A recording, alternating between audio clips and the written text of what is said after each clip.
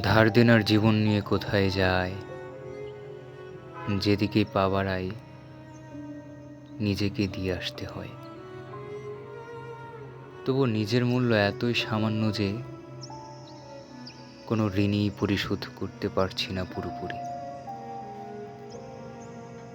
ভাবছি ব্যবসা করব, রক্ত বিক্রি করে একটা সূর্য কিনব, রোদের আলোয় পুষিয়ে দেব তোমাদের দেনা।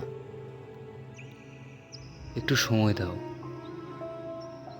অন্তত রক্তের ব্যাগটা ভরে ওঠার সময়। কোনো ঋণই থাকবে না পড়ে, সব দেনা শোধ করে দিব।